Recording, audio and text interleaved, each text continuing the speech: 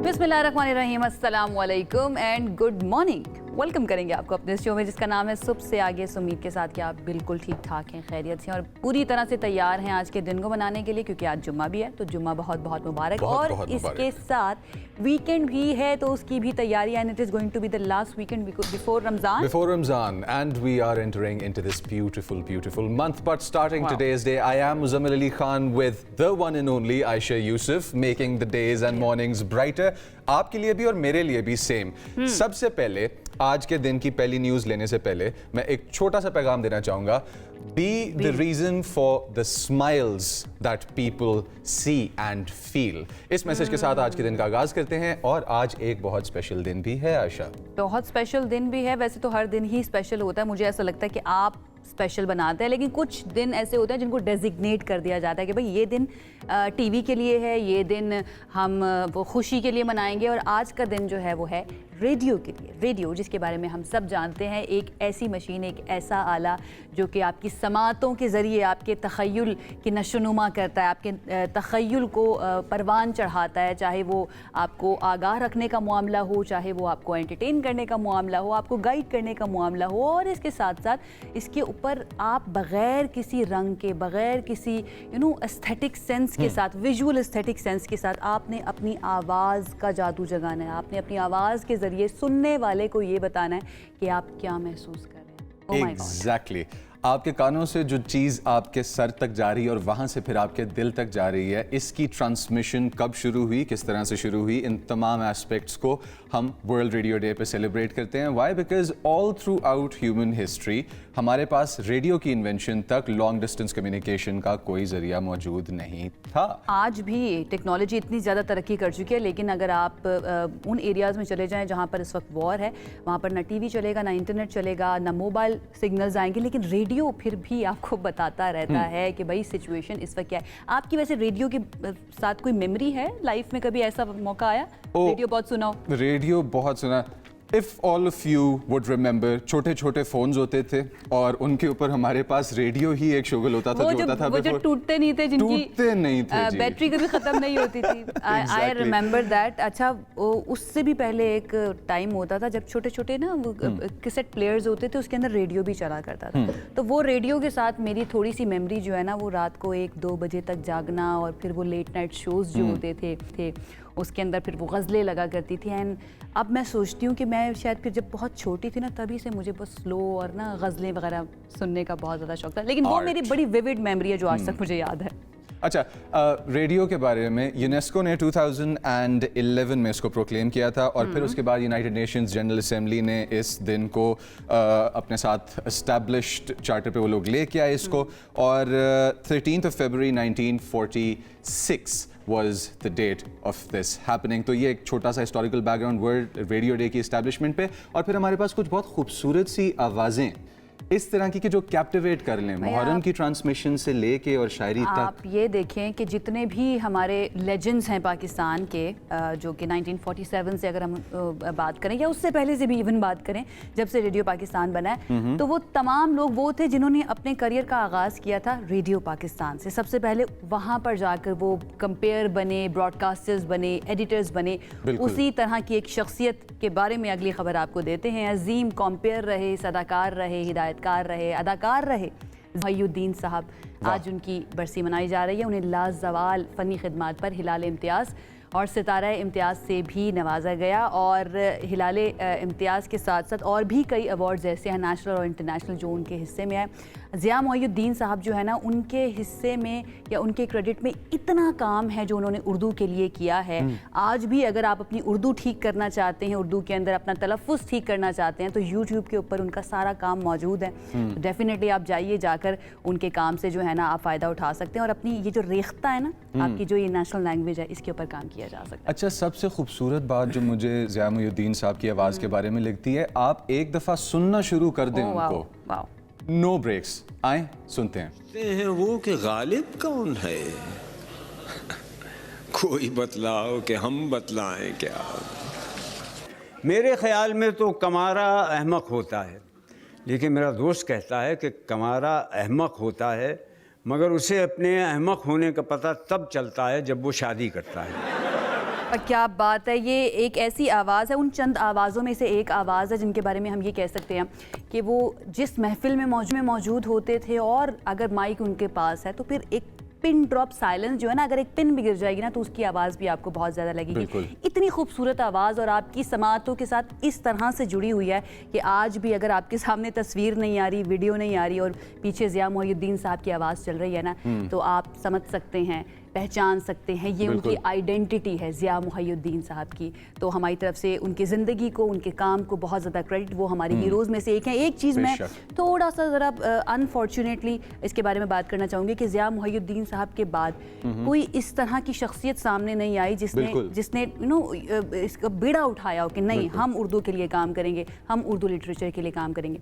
I wish इसके ऊपर कोई और काम करने वाला हो और कोई इसका बीड़ा उठाए। मल्टीपल लैंग्वेजेस में, सिर्फ उर्दू नहीं, इंग्लिश में भी तलफ़ुज़, उनका तरीक़ाकार एक चीज़ को अप्रोच करने का और वो जो ग्रेविटी थी, वी ऑल एस्पायर कि किसी दिन शायद ये मेहनत के सफ़र में हम उनके करीब किसी जगह पहुंच जाएं, बट सीम्स इम्पॉसिबल कि उनका वो मेयार हम टच कर सकते हैं। अच्छा, एक चीज़ मैं आप लोगों को भी सजेस्ट करूंगी और आपको भी, बासौदे की मरियम के नाम से एक उनकी वीडियो है जिसके ऊपर उन्होंने सदाकारी की है, उसको ज़रूर सुनिएगा। और अगर आपके पास टिश्यू नहीं है तो टिश्यूज़ अपने पास रखिएगा क्योंकि आप आंसू जारी किए बगैर रुक नहीं सकते। बहरहाल जी, इस तरह की चीज़ें आसान इसलिए भी हो जाती हैं, आपको तो मैं व्हाट्सएप कर दूंगी, व्हाट्सएप का लिंक आसान हो जाता है। व्हाट्सएप कंट्रोवर्सी का शिकार है आजकल। वैसे मैं उसी की तरफ आना चाह रही थी कि कुछ ममालिक ऐसे हैं वो कहते हैं कि भाई व्हाट्सएप के ऊपर चाहे जितनी मर्जी आसानी हो लेकिन हमें इसके ऊपर यकीन नहीं है, तो हम इसको करने लगे हैं ब्लॉक। और रशिया ने ये किया है, चाइना में ऑलरेडी आपको पता है कि इस तरह की ऐप्स मौजूद नहीं है, लेकिन अब रशिया ने भी व्हाट्सएप को मुकम्मल तौर पर ब्लॉक कर दिया है।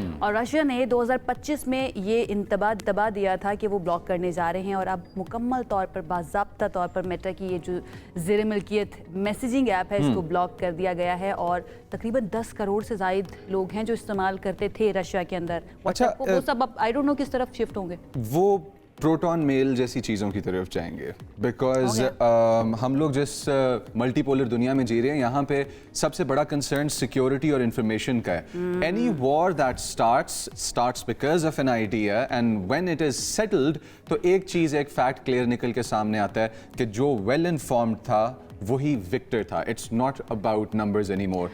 लेकिन इसके साथ साथ फेक न्यूज़ की वजह से भी तो बहुत ज़्यादा मसले मसाइल शुरू हुए ना, इन्फॉर्मेशन का ऐसा एक फ्लो आना शुरू हुआ, स्पेशली इस तरह की मैसेजिंग ऐप्स की वजह से। क्योंकि आप सब जानते हैं ना, हमारे पेरेंट्स की जनरेशन या इवन अब मैं कहती हूँ हमारी जनरेशन समझ ही नहीं आती है कि कितने लिंक्स आ रहे हैं, कौन सा सही है कौन सा गलत है।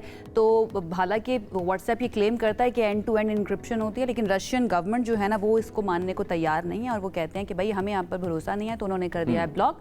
और उसकी जगह वो ये कहते हैं कि एक मकामी मैसेजिंग ऐप है उसका इस्तेमाल किया जाए। मैक्स है या मिक्स है? मैक्स है या मिक्स है, कंफर्म नहीं, आप कंफर्म कर लीजिएगा। तो ये वी चैट ऐप की नकल है, लेकिन इसमें एंड टू एंड इंक्रिप्शन का तहफ़्फ़ुज़ हासिल नहीं है। तो दिस इज़ द थिंग जिसकी वजह से रशिया अब ये कह रहा है कि भाई आप लोगों ने इस्तेमाल नहीं करना है व्हाट्सएप। अब वो कर भी नहीं पाएंगे, करना चाहेंगे तो इम्पॉर्टेंट ही है।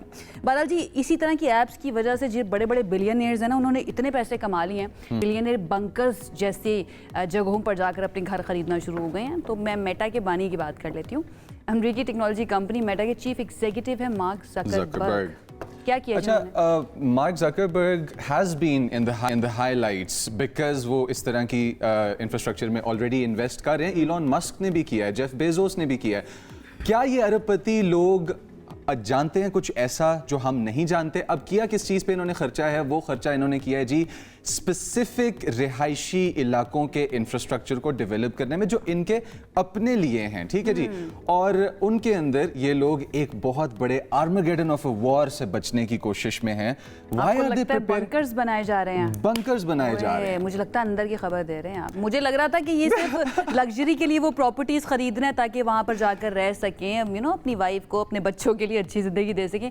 लेकिन मुजम्मिल कह रहा है कि भाई लगता है ऐसा कि यहाँ पे कोई बंकर्स बनाए जाए, कोई ना ये वॉर से बचने के लिए किया जा रहा है, बॉम्ब से बचने के लिए किया जा रहा है। Exactly, और वो बहुत फार ऑफ आइलैंड्स पे हैं, thousands of kilometers away, right in the middle of the sea. Please, no conspiracy theories. Conspiracy theories नहीं है. This is all fact stretched out in front of everybody. चलें थोड़ी सी डिटेल बता देते हैं। ये एक जजीरा है जिसे आमतौर पर बिलियनियर्स बंकर के नाम से जाना जाता है और ये बासर अरबपति शख्सियात की पसंदीदा रिहाइश गाह बनता जा रहा है। उसका रीज़न ये है कि मार्क ज़करबर्ग ने तो लिया ही है यहाँ पर अपना ये घर, और इसका नाम है Indian creek island road.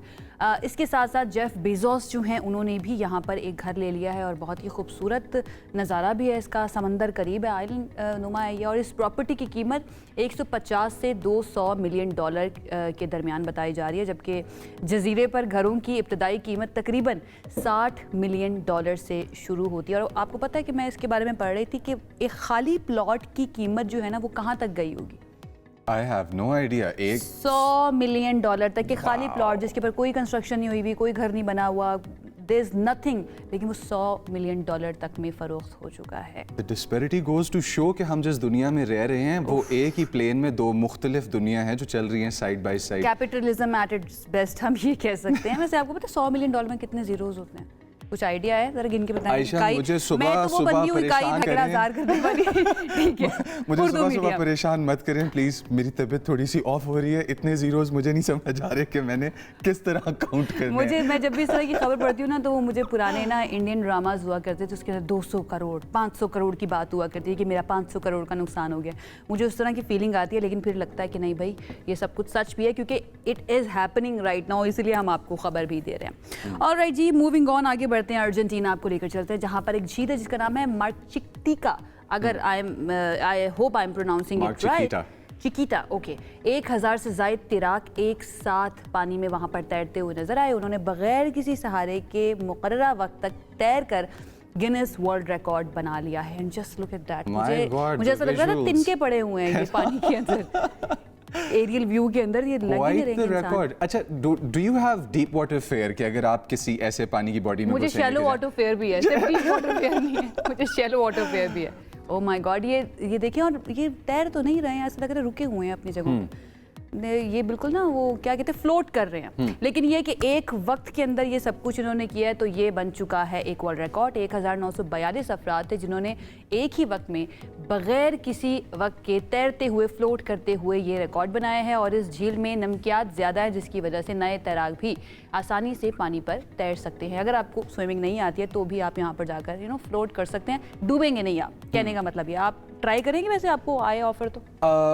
I am an avid swimmer. I like deep waters, natural waters, swimming pools, whatnot, into sports. तो अगर मौका दिया जाए तो क्यों नहीं इस तरह की चीज़ की पार्टिसिपेशन। बट एक चीज़ है कि जो मुझे डराती है, वर्ल्ड रिकॉर्ड्स ये एक एडिक्शन है। I want to be better than the others, and once you dive into this addictive field about a certain time, आपके लिए ये चीज़ डिस्ट्रक्टिव बनना शुरू हो जाती है। बड़े कंट्रोवर्शियल किस्म के टॉपिक की तरफ जा रहे हैं आप, तो हम वहाँ नहीं जाएंगे। हम बात करते हैं अच्छी अच्छी चीज़ों की, अचीवमेंट्स की। पाकिस्तान का दूसरा मकामी सैटेलाइट EO2 कामयाबी के साथ लॉन्च कर दिया गया है। स्पार्को ने चीन के योंगयांग सी शोर सेंटर से इस सैटेलाइट को लॉन्च किया है और सैटेलाइट ज़मीन के मुशाहिदे और इमेजिंग की सलाहियत भी बढ़ाएगा। इकबाल की ज़मात में क़नाअत न कर आलमी रंगोबूब पर ये बड़ा ज़रूरी था कि काने ना हों हम इस एक ही दुनिया के अंदर, और अब हम भी दुनिया की तरह एक्सप्लोर करने जा रहे हैं खला की वुसअतों को, और वहाँ पर जाकर हम देखेंगे कि अल्लाह ताला ने क्या खूबसूरत ये कायनात बनाई है। तो एक मरतबा ज़रा देख भी लेते हैं किस तरह से ये लॉन्चिंग की गई इसकी।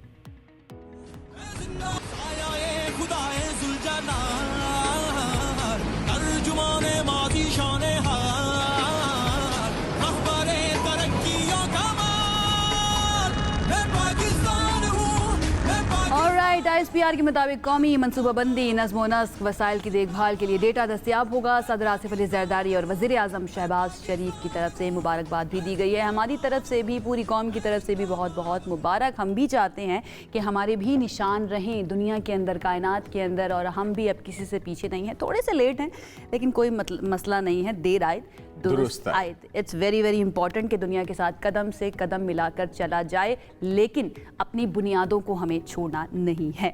ऑलराइट, हम लेकिन अपनी बुनियादों का तो मुझे पता नहीं है, हमारे जो रवैये हैं शायद उनको छोड़ने के लिए तैयार नहीं है, और वो रवैये भी जब पॉलिटिक्स के बारे में होना तो वो हम तब्दील करने के लिए बिल्कुल भी तैयार नहीं हैं। आप समझ गए होंगे कि मैं किस तरफ इशारा कर रही हूँ। मैं पॉलिटिक्स की तरफ जाने लगी हूँ, और बानी PTI से मुतालिक जो आजकल डेवलपमेंट्स आ रही हैं, जो ख़बरें आ रही हैं, वो काफ़ी परेशान कुन हैं। ये क्लेम किया जा रहा है कि वो कह रहे हैं कि उनकी दाएं आँख की बीनाई जो है ना, उनकी आई साइट ऑलमोस्ट 85% तक ख़त्म हो चुकी है और सिर्फ 15% तक सिर्फ 15% तक रह गई है इस रिपोर्ट के मुताबिक। और जो डिस्कशंस फ्रंट पे आई हैं मुख्तलिफ न्यूज़ चैनल्स, इंडिपेंडेंट मीडिया और दीगर जगहों से भी, उसके मुताबिक कि खून का एक लोथड़ा था जिसने आँख की बीनाई ख़राब की है। और उनकी तरफ से ये भी कहा जा रहा है कि उन्होंने जेल सुपरिटेंडेंट को काफ़ी दफ़ा बताया है, इंटीमेट किया है कि मुझे ये प्रॉब्लम फेस करने को मिल रही है और डिले की वजह से उनका ये प्रॉब्लम जो कि वो ख़राब हुआ। और जो बीनाई थी दोनों आंखों की कुछ अर्सा पहले तक वो कह रहे थे कि बिल्कुल नॉर्मल थी, ताहम अचानक जो धुंधलाहट आनी शुरू हुई तो उसके बाद उनको एहसास हुआ कि अच्छा यार मेरी नज़र मध्यम हो रही है और फिर मुकम्मल तौर पर बीनाई जो कि है वो ख़त्म हो अच्छा, गई। आपको याद है ना, कल भी हमने इसके ऊपर बात की थी और सुप्रीम कोर्ट का जो फैसला आया जिसमें कहा गया कि फौरी तौर पर उनकी बात करवाई जाए उनके बच्चों के साथ और उनको ज़ाती मॉलेज तक भी जो है ना वो बहुत ज़्यादा रसाई देना ज़रूरी है। और तंगी साहब ये कह रहे थे, सेनेटर बहरामन तंगी साहब हमारे साथ मौजूद थे, वो ये कह रहे थे कि भाई ये रियासत की जिम्मेदारी है, रियासत उनका इलाज कर रही है। तो भाई रियासत अगर इलाज कर रही है तो क्या 85% तक उनकी बीनाई जा सकती है अगर वक्त पर दिखा दिया जाता। बहरहाल जी, इस पर ज़रा जान लेते हैं सिचुएशन क्या है, किस तरह से पॉलिटिकल पर्सनालिटीज़ इसको देख रही हैं, सियासी हल्के इसको देख रहे हैं। हमारे साथ इस वक्त मौजूद हैं शेर अफजल मरवत साहब, जो कि एक वक्त में पीटीआई का हिस्सा रहे हैं, अब वो पीटीआई का हिस्सा नहीं है, लेकिन डेफिनेटली वो अपना बेहतर एनालिसिस इसके ऊपर हमारे सामने पेश कर सकते हैं। बहुत शुक्रिया शेर अफजल मरवत साहब हमें ज्वाइन करने के लिए। सबसे पहले तो ये रिपोर्ट अदालत में पेश की गई है कि बानी पीटीआई की जो बीनाई है, दाएँ आँख की बीनाई, वो तकरीबन सिर्फ 15% तक रह गई है। कैसे देख रहे हैं आप इस मामले को, कितना क्रिटिकल है ये? बानी पीटीआई की सेहत के हवाले से जो अंदेशे ज़ाहिर किए गए, इस हवाले से क़यादत ने इंतहाई गैर ज़िम्मेदारी का सबूत दिया। मिसाल यूसुफ़ज़ई ने शायद बुशरा बीवी के ज़राए से ये बात बार बार कही, उस पर गद्दारी के फतवे लगा दिए और जिसने भी इस पे बात करने की कोशिश की, फिर महमूद खान चकज़ई साहब का बयान आया और मैं आज हैरान हूँ, उन्होंने पूरी जिम्मेदारी से कहा जी बात का बतिंगड़ बनाया गया है। अब ये जो हालत आई है, यानी अक्टूबर से जो है उनकी आंख के मसले थे और अब हम फरवरी के मिड में जा रहे हैं, तो लिहाजा ये खान के दिगरगू हालात की ज़िम्मेदार पाकिस्तान तहरीक इंसाफ की लीडरशिप हैं, जिन्होंने हर मौके पे खान से वो गलत फ़ैसला करवाया जिससे पार्टी मज़ीद डूबती गई। आज पार्टी की सियासी, कानूनी और एहतजाजी ताकत जो हैं वो दिगरगू होती जा रही हैं। सही। और वो दिन दूर नहीं कि अच्छा, पार्टी जो है तिनकों की तरह बिखर जाएगी। शेर अफजल मरवत साहब, ये मुझे बताएं कि क्या आप ये समझते हैं कि जेल में दस्तयाब तिब्बी सहूलियात जो थीं वो बानी पीटीआई के लिए काफ़ी थी? देखिए, जेल में तो आम बीमारियों के हवाले से अस्पताल हैं, लेकिन जहाँ पे इस तरह की स्पेशलाइज्ड ट्रीटमेंट दरकार हो रेटिना के हवाले से, जो पिम्स में भी शायद नहीं है, राइट। तो लिहाजा आंख जो है बड़ी कीमती उज़ू होता है, आला होता है इंसानी वजूद का। और ख़ान साहब जो हैं उसका तो वक्त ही किताबें पढ़ने पे गुज़रता था, तो लिहाजा उनकी आंख, एक आंख का ज़ाय हो जाना, ये ज़ुल्म व बर्बरियत की जो है एक तारीख़ है, एक दास्तान है जो रकम की जा रही है। और पाकिस्तान तहरीक इंसाफ की क़यादत गुज़िश्ता 1.5 साल से खाली खोले नारे और रेटोरिक्स और बयानबाजी, इसके अलावा कोई कारकर्दगी नहीं है। ज़ल्म और जबर तारीख़ में कभी भी खाली खोलो नारों से उसका रास्ता नहीं रोका जा सका है, वरना कोई ज़ालिमी न होता। तो लिहाजा पाकिस्तान तहरीक इंसाफ की क़यादत ने जो है, और ये मैं बार बार इस हवाले से अपने अंदेशे ज़ाहिर करता आया, लेकिन कोई टस से मस नहीं हुआ। आज जो हैं, आज भी क़यादत जो है। मरवत साहब, अभी भी आप ये कह रहे हैं कि जो पीटीआई की लीडरशिप है राइट नाउ जो मौजूद है, उन्हीं को आप इल्ज़ाम दे रहे हैं कि उन्होंने गलत किया। हालांकि थोड़ा सा ज़रा हमें इस तरफ भी बात करनी चाहिए कि जो लोग रिस्पॉन्सिबल थे बानी पीटीआई का ख्याल रखने के लिए, क्योंकि वो इस वक्त इनकारसरेटेड है, तो डेफिनेटली उनका ख्याल रखना, उनकी सेहत का ख्याल रखना उन लोगों की जिम्मेदारी है जो जेल इंतज़ामिया है या फिर जो इन सारे मामलात को देख रहे हैं। बिल्कुल। और ये कोई पहली दफ़ा नहीं होता अगर उनको ज़ाती डॉक्टर्स या ज़ाती मुआलिज तक रसाई दे दी जाती। इससे पहले भी हमें याद है मियाँ साहब को जब अपना इलाज करवाना था तो उनको भी डॉक्टर आसिम तक रसाई दी गई थी और उनको तो भेज दिया गया था बल्कि बाहर।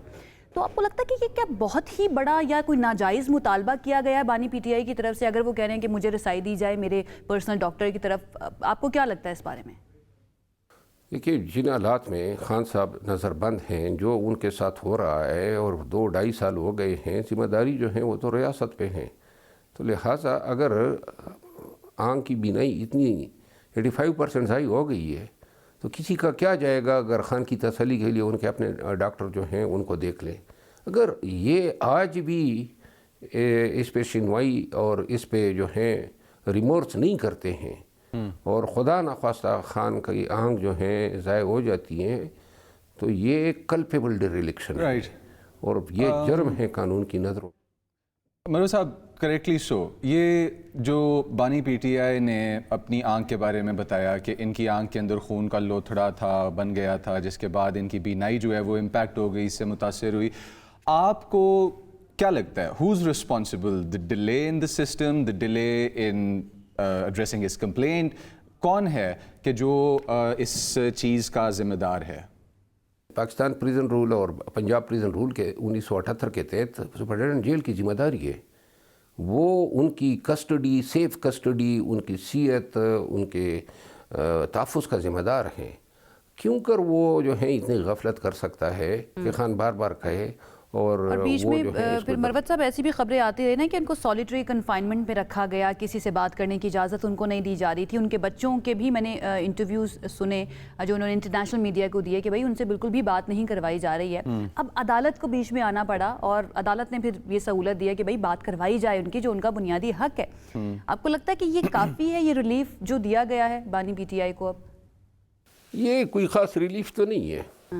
रिलीफ जो है, बानी पीटीआई की केसेस की सुनवाई नहीं हो रही है, 20 दफ़ा दरख्वास्तें दायर हुई और सबको इल्म है पूरे ममलिकत खुदादाद में कि एक बेगुनाह कैदी पड़ा हुआ है।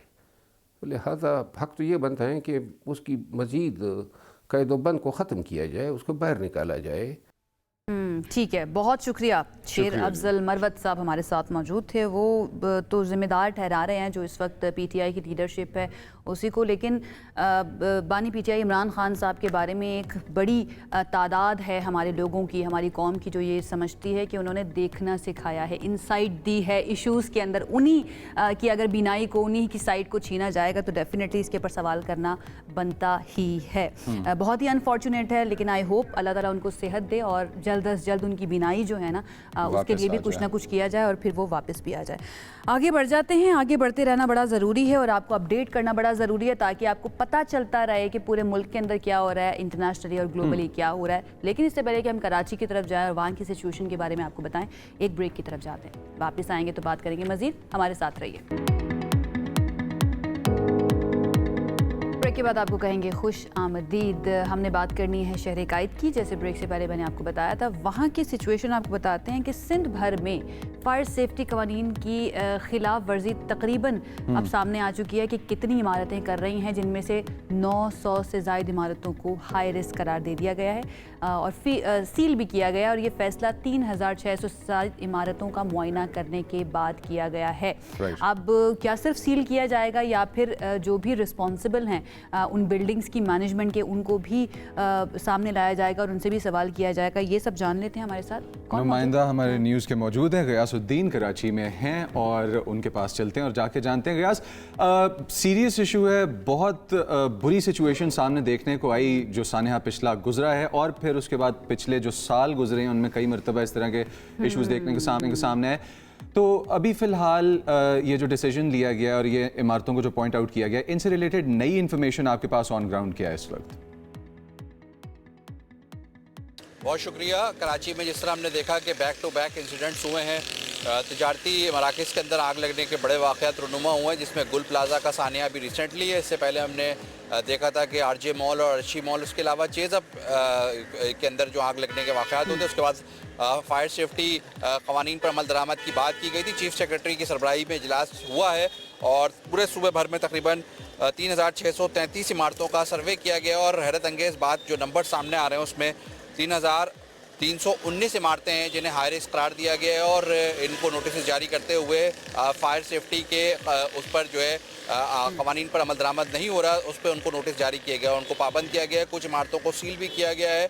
जिस तरह से SOPs बनाई गई हैं कि इमारतों के अंदर एग्जिट का रास्ता होना चाहिए, इसके साथ साथ आग बुझाने के आलात होने चाहिए, ख़ास तौर पे वो तमाम चीज़ें जो आग से रिलेटेड होनी चाहिए, आग से हिफाजत के लिए होनी चाहिए, वो बर वक्त मौजूद होनी चाहिए। लेकिन हम देख रहे हैं कि उसकी शिकायत सामने आ रही हैं बिल्डिंग्स के अंदर, चाहे वो तिजारती इलाके हों, चाहे वो रिहायशी इमारतें हों, चाहे वो ऐसे मकामात हो जो गुंजान आबाद इलाकों में बने हुए हैं। ये सिर्फ सील करने का फैसला किया गया है या फिर और कोई कार्रवाई भी अमल में लाई जाएगी? क्योंकि इससे पहले भी हमने देखा इस तरह के सर्वेज भी हुए, इस तरह से चेक भी किया गया, एंड एट द एंड होता है कि सील की गई इमारतें कुछ रोज के बाद वैसे ही ऑपरेशनल हो जाती हैं। बिल्कुल आयशा, आपने अच्छा सवाल किया। SOPs और क़वानीन यही कहते हैं कि पहले मरहले में उस इमारतों को सील किया जाता है और उसके बाद उन्हें पाबंद किया जाता है और उन्हें टाइम फ्रेम दिया जाता है कि वो उस पर अमल दरामद कर लें। स्पेसिफिक टाइम के बाद अगर वो अमल दरामद नहीं करते तो उसके बाद सेकंड कार्रवाई ये की जाती है कि उन्हें कानूनी नोटिस दिया जाता है और उन्हें जुर्माना यानी फ़ाइन किया जाता है। और अगर फिर भी वो पाबंदी पर अमल दरामद नहीं करते तो उसको बाकायदा तौर पर सील कर दिया जाता है और परमानेंटली सील कर दिया जाता है और उसके बाद उन्हें वहाँ से मूव होने की हिदायत की जाती है, यानी अपनी बिल्डिंग को शिफ्ट कराने की बात की जाती है। लेकिन हम देखते हैं कि पहले और दूसरे मरहले में ही लोग इंतजाम करना शुरू कर देते हैं और हंगामी खराज के ऊपर काम शुरू हो जाता है। उसके अलावा जो एक्सटिंग्विशर्स हैं, फायर एक्सटिंग्विशर्स होते हैं, आग बुझाने के आलात होते हैं, वो नस्ब करना शुरू कर देते हैं। तो उसके बाद यकीनी तौर पर इंतजामिया की जानिब से थोड़ी सुस्ती की जाती है, जिसके बाद अब देखते हैं कि फिर दोबारा गफलत का मुजाहरा किया जाता है। अब भी कराची में कई ऐसी इमारतें और कई ऐसे सरकारी दफातर हैं। I've lived there, Geass, I know वहाँ पर किस तरह से सिचुएशन चल रही होती है, लेकिन ये बहुत ही अनफॉर्चुनेट है और इसी तरह की गैर जिम्मेदारी की वजह से, बदएहतियाती की वजह से सानिया गुल प्लाजा जैसे इवेंट्स और इंसिडेंट्स होते हैं जो कि बहुत ही बदकिस्मत एक सानिया जो है गुजरा है हमारे ऊपर। लेट्स होप कि इसके ऊपर मजीद काम किया जाए। बहुत शुक्रिया। फर्स्ट फेज में से निकल के इम्प्लीमेंटेशन की तरफ भी डेफिनेटली जाएं। जिसको सील किया जाए उसको फिर मुकम्मल तौर पर सील किया जाए और फिर जो रहने वाले लोग हैं उनके लिए कोई ऑल्टरनेट बंदोबस्त भी किया जाए ताकि उनकी ज़िंदगियों के अंदर भी कोई मसला मौजूद ना हो। ओके जी, बांग्लादेश के लोग जो हैं उन्होंने सारी सिचुएशन भी अपने हाथ के अंदर, एक इनकलाब लेकर आए, जो गवर्नमेंट मौजूद थी उसको गिराया और अब तकरीबन 1.5 से 2 साल के बाद वहाँ पर हो चुका है इंतखाब और डॉक्टर मोहम्मद यूनुस ने करवाया है Nobel laureate. Exactly and the people of Bangladesh, जैसे कि हमने माहिद इमरान से यहाँ पे काफ़ी मरतबा पहले भी बात की है, उन्होंने एक ऐसे सिस्टम को वोट किया है और एक ऐसे सिस्टम की तरफ गए हैं कि जो अब उनका अपना पसंद किया हुआ सिस्टम है। बांग्लादेश नेशनलिस्ट पार्टी BNP ने मैदान मार लिया है जो इलेक्शन अपडेट है। एग्जैक्टली और यहाँ पे उनकी और उनकी जो साथ अलाइन जमातें थी, उन्होंने जो कि है वो 299 में से तकरीबन 209 नशिस्तों पर कामयाबी हासिल कर ली है और जमात इस्लामी जो है वो फिर सेकंड इन द लाइन आई है, जो कि हम लोगों ने जब माहिद से बात की थी वहाँ पे, और जावेद सुमरो साहब भी मौजूद हैं बांग्लादेश के अंदर, उनसे भी हम लोगों ने जब बात की थी तो यही सेंटिमेंट नज़र आ रहा था। एक्सपेक्टेड यही था। जमात इस्लामी ने 68 नशिस्तें हासिल की हैं, दूसरी बड़ी जमात बन गई है और जो नेशनल सिटीजन पार्टी है जो कि यंगस्टर्स ने, जेनजीज ने अपनी पार्टी बनाई थी, उनको सिर्फ 5 नशिस्तें मिली हैं। इससे भी बहुत कुछ पता चलता है कि ठीक है इनकलाब के लिए सही है, लेकिन जब बात आती है मुल्क को चलाने की, हुकूमत बनाने की, तो अवाम ने, जो यंगस्टर्स हैं, उनके ऊपर इतना ज़्यादा भरोसा नहीं किया। बहरहाल जी, खालिदा जिया के बेटे हैं तारिक रहमान, उनकी क़यादत में उनकी जो पार्टी है BNP, उन्होंने 151 नशिस्तें हासिल की हैं। तारिक रहमान ढाका और बोगरा दोनों नशिस्तों पर कामयाब करार पाए हैं। इसके साथ साथ BNP के सरबराह तारिक रहमान ने कहा है कि अमन आमा जो है वो पहली तरजीह होगी ताकि आवाम खुद को महफूज भी समझ सकें। इस वक्त क्या सेंटिमेंट है, किस तरह से ओवरऑल माहौल रहा इलेक्शन के दौरान, टर्न आउट कितना रहा और ख़वातीन की आधी आबादी है तो उनकी नुमाइंदगी इतनी कम क्यों थी इस इलेक्शन के अंदर, ये सारे सवालात हमारे पास मौजूद हैं। इनके जवाब लेने की कोशिश करते हैं। आप सब जानते हैं जावेद सुमरो साहब जो हैं इस वक्त बांग्लादेश में मौजूद, हमारे ब्यूरो चीफ हैं, तो उनसे बेहतर इंसाइट हमें कोई नहीं दे सकता है राइट नाउ। जावेद सुमरो साहब, good morning, thank you so much once again हमें ज्वाइन करने के लिए। बताइएगा कैसा माहौल रहा, टर्नआउट कैसा रहा, और अब वो हम यहाँ पे कहते हैं ना कि अभी गैर हतमी और गैर सरकारी नताइज हैं, तो ये जो हमने नताइज बताए ये गैर हतमी गैर सरकारी हैं या फाइनलाइज हो चुके हैं? Thank you very much Ayesha. देखें यहाँ पे अभी तक जो ये नताइज हैं, जैसे आपने पहले बताया और मुजम्मल ने, कि 191 के करीब जो और सीटें हैं या 209 के करीब सीट्स जो है बांग्लादेश नेशनलिस्ट पार्टी ने वो यहाँ पे विन कर चुकी है। तो अभी इसका जो इसकी जो तादाद है वो 212 तक पहुंच चुकी है। जबकि यहाँ पर हम अगर देखें तो जमात इस्लामी जो है वो उसकी सीट्स की तादाद जो है, विनिंग सीट्स की तादाद के गैर सरकारी और गैर हतमी नताइज के मुताबिक 77 हो चुकी है। और बाकी जिसमें एनसीपी को मिला के, नेशनल सिटीजन पार्टी जो जेनजीज ने ये पार्टी बनाई थी वो मिला के, और बाकी 2 अदर्स मिला के आप करें तो 7 के करीब उन जो है नौजवानों ने और दीगर ने, आज़ाद उम्मीदवारों ने जो मैदान मारा है। जहाँ तक बात रही कि यहाँ पे आज और कल खास तौर पर खवातीन की जो है वोटिंग के शरह है वो कम क्यों रही, तो सच अभी चूंकि ऑफिशियल रिजल्ट्स कहीं नहीं आए, हमने यहाँ पे इलेक्शन कमीशन ऑफ बांग्लादेश के जो मीडिया डील करने वाले अफसरान हैं उनसे भी बात की, तो उनका कहना यही था, ये अनऑफिशियल है कि 63 to 65% जो है वोट्स का टर्न आउट है, उसमें खवातीन ने भी तकरीबन 50% जो है अपना हिस्सा डाला है। और हमने अगर चूंकि यहाँ पे फील्ड में मौजूद थे, ढाका शहर में मुकम्मल हमने जितना भी हो सका उस वर्किंग आवर्स के दौरान, इलेक्शन के टाइम के दौरान, जहाँ जहाँ हम गए हमें वहाँ पे खवातीन का रश बहुत ज्यादा नजर आया।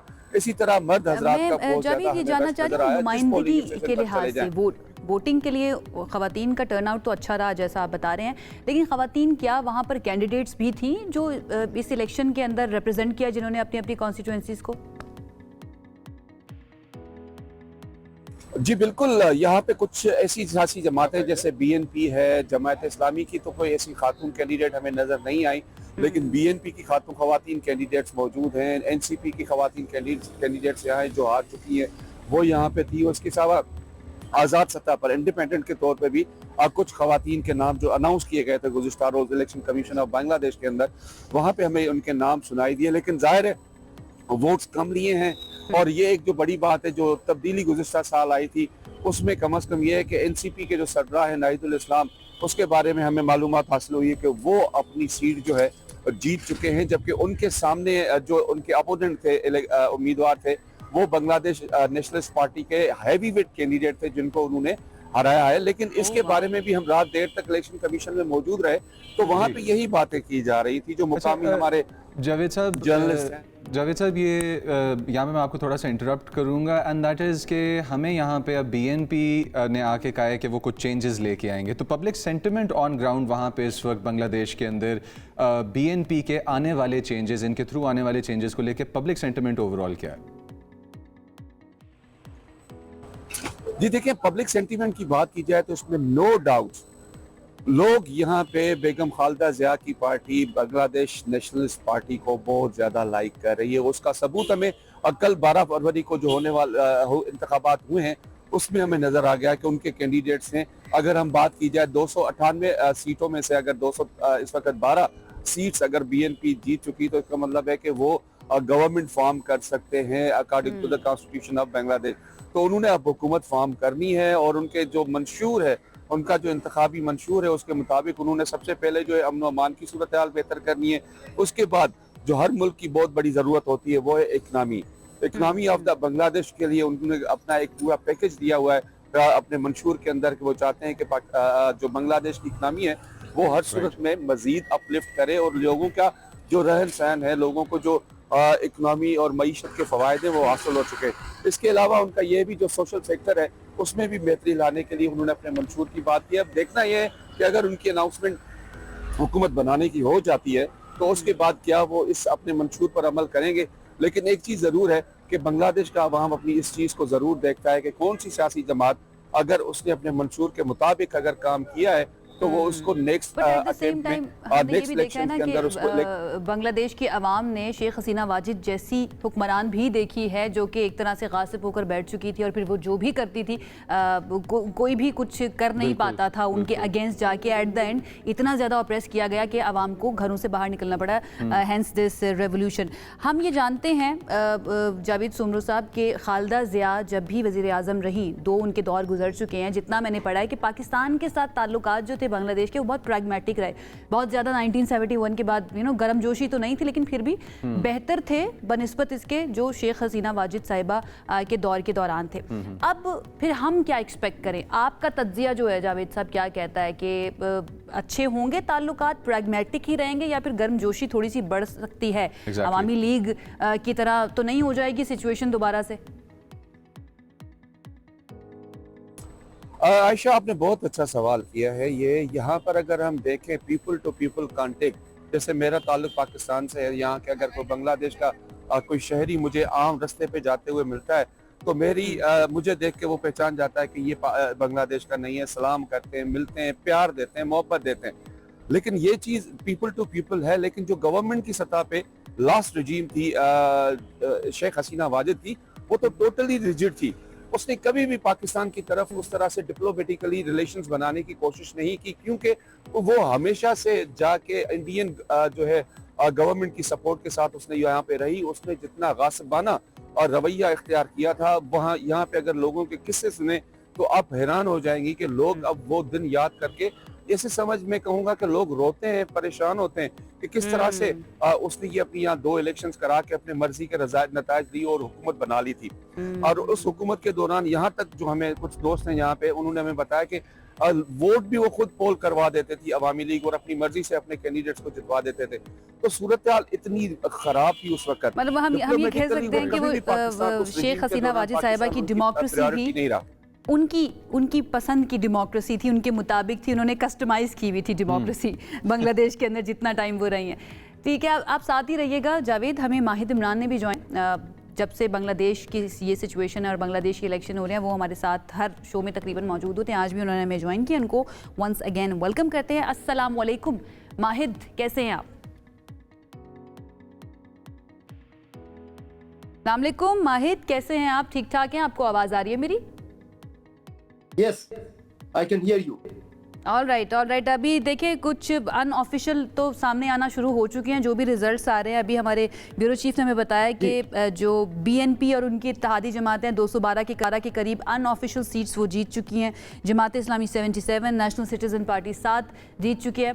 कैसे देख रहे हैं बीइंग बांग्लादेशी सिटीजन आप इस रिजल्ट को, और लग क्या रहा है, क्या वन पार्टी डोमिनेंस बहुत ज़्यादा हो सकती है यहाँ पर? पोलराइजेशन ज़्यादा बढ़ तो नहीं जाएगी? देखिए, ये यहाँ जो ट्रेंड है, थैंक यू, अस्सलाम वालेकुम and very good morning and thank you so much for having me with you. मैं बहुत खुश हूँ इस वक्त।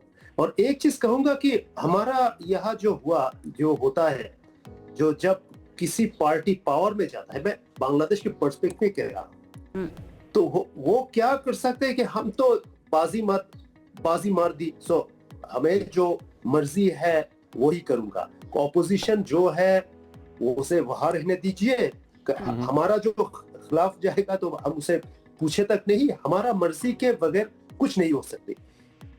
इस जैसे टेंडेंसी बहुत खतरनाक है। मैं एक चीज बताऊं कि ये मत भूल जाइए कि पिछली बार जो 2001 में जब बीएनपी में जो पावर में आया, उन्होंने भी ऐसे ही ताना, almost like I would say that there wasn't anything better than Hasina. So एक चीज कहूंगा कि एक कहावत है कि हिस्ट्री के सबसे बड़ा लेसन है कि या तारीख से हम कुछ नहीं सीखते। So ऐसे ही अगर जो आपने जो कहा सही कहा, ये पोलराइजेशन जब हो जाएगा, एब्सोल्यूट मेजॉरिटी जब हो जाएगा, तो क्या होगा कि almost it will turning like another tyrannical way, क्योंकि इस वक्त ऑपोजिशन को कहने की स्पेस जितनी कम होगी, पावर जो पावर में है उन लोगों की पावर एक्सरसाइज की पॉसिबिलिटीज ज्यादा बढ़ जाएगी। सो ऐसे ही माहिद, अगर हम मौजूदा सिचुएशन को देखें, पार्टी की सतह पर मैं अभी बात नहीं कर रही हूँ, जो बांग्लादेशी आवाम है उनकी प्रायोरिटी के ऊपर सबसे पहली चीज़ क्या है, क्या होनी चाहिए? आप जो भी हुकूमत बनाएगा, बांग्लादेशी आवाम उससे क्या एक्सपेक्ट करती है कि पहले 100 डेज के अंदर क्या चीज़ें होनी चाहिए वहाँ पर? पहले जो चीज है वो है political stability and fixing of the law and order. आपने जरूर देखा है बहुत सारे वैंडलाइजिंग हुई है, मॉब क्राइम और मॉब वायलेंस हुई है। इन चीजों को फिक्स अप करना, और इससे भी सबसे बड़ा चीज है इकोनॉमी को फिक्स करना। बहुत सारी इंडस्ट्री बंद हो चुकी है, बहुत सारे गारमेंट्स फैक्ट्री बंद चुकी है। सो उन चीजों को, जो लोग बेकार हो गई, बेघर हो गई, इन लोगों को मेन स्ट्रीम में ले आना। और एक चीज, कंट्रोलिंग द इन्फ्लेशन। इस वक्त इन्फ्लेशन कुछ ज्यादा है, महंगाई बढ़ रहा है। किसमें आपको कैपेसिटी ज्यादा लगती है? कौन सी जमात ये बेहतर तरीके से कर सकती है? आप समझते हैं बीएनपी इतनी कैपेबल है, या फिर किसी और जमात के अंदर ये ज़्यादा कैपेबिलिटी थी कि वो बेहतर तरीके से इन इश्यूज को जिनको आप बता रहे हैं handle करें? इतनी देखिए, आप जैसे कह रहे हो कि बीएनपी या उसके कोई ऑल्टरनेटिव, देखिए ये कहना कुछ आसान नहीं है, कौन आकर फिक्स कर सकता है। ये लोग तो हमारे तरह इंसान है, तो मसीहा या फरिश्ता तो नहीं है। मगर एक चीज कहूंगा कि अगर कैपेसिटी बिल्डिंग का है तो बीएनपी के सपोर्ट ज्यादा है, पॉपुलैरिटी ज्यादा है। मगर क्या बीएनपी की कैरेक्टर और बीएनपी की पॉपुलैरिटी और सपोर्ट तो ज़्यादा है, और आपने एक तरफ कहा है कि ऐसा माइंडसेट कि मैं सब ठीक कर दूंगा या मैं सिर्फ अपनी मर्जी करूंगा, खतरनाक माइंडसेट है जो खराबी ला सकता है। पॉलिटिकल स्टेबिलिटी अगर हम इस कॉन्टेक्स्ट में देखें तो वो फोर्स जिसने ये सारा जो ग्लोबल लेवल पे शो देखा गया of ousting Sheikh Hasina and what not, उस फोर्स के अंदर ट्रस्ट का डेफिसिट नजर आ रहा है हमें इस वोटर टर्नआउट के अंदर, के सबसे कम सीट्स हैं उस फोर्स की। तो डू यू थिंक कि ये चीज वाकई पॉलिटिकल स्टेबिलिटी की तरफ जाएगी? कहीं इसका पार्ट 2 तो देखने को नहीं मिलेगा शॉर्ट टर्म इन?